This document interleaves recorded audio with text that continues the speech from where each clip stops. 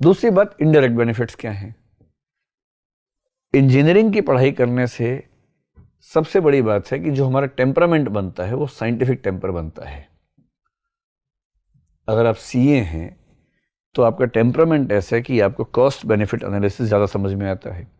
आप किसी प्रोजेक्ट की कॉस्टिंग कैसे कम की जा सकती है, उसके बेनिफिट्स कैसे लिए जा सकते हैं, कॉस्टिंग निकालते हुए कैसे डेप्रिसिएशन को भी ध्यान रखना चाहिए, इस तरह के कई ऐसे फैक्ट्स हैं या एस्पेक्ट्स हैं जो आपको समझ में आते हैं, जो उन व्यक्तियों को नहीं समझ में आएंगे जिनकी ऐसी बैकग्राउंड नहीं रही है। साइंटिफिक टेम्पर या इंजीनियरिंग का टेम्परामेंट जो एक है वो भी कमाल की चीज़ है। साइंटिफिक टेम्पर का मतलब ये होता है कि जब भी आपके सामने कोई प्रॉब्लम आएगी, आप एक सिस्टमेटिक थिंकिंग के थ्रू उसका समाधान निकालेंगे। आप हाइपोथेसिस से शुरू करेंगे, उसके बाद जो एक्सपेरिमेंटेशन करना है वो करेंगे, ऑब्जर्वेशन करेंगे, और करते करते धीरे धीरे धीरे धीरे सारे डाउट्स दूर करते हुए, जो स्केप्टिसिज्म कहते हैं, सारे डाउट्स को क्रिएट करना, उनका समाधान करना, और अंत में एक लॉजिकल कंक्लूजन तक पहुंचना, जिस कंक्लूजन के सहारे आप अपनी पॉलिसी को इम्प्लीमेंट कर सकते हैं।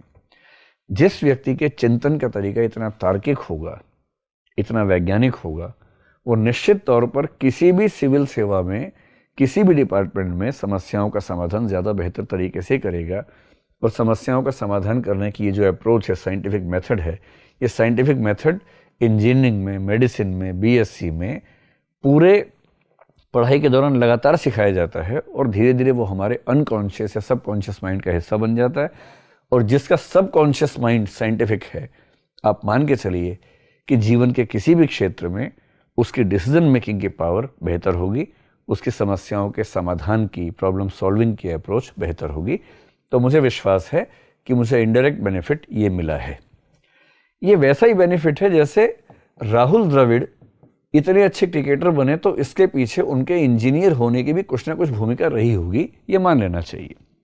और बात केवल राहुल द्रविड़ की नहीं है। अनिल कुंबले जैसा स्पिनर अगर इंजीनियर होने के बाद स्पिन बॉल कर सकता है, और उसकी बॉल स्पिन करने में हो सकता है कि उसको एरोडायनामिक्स की समझ थोड़ी ज़्यादा बेहतर रही हो सकता है, क्योंकि उसका माइंड साइंटिफिक है।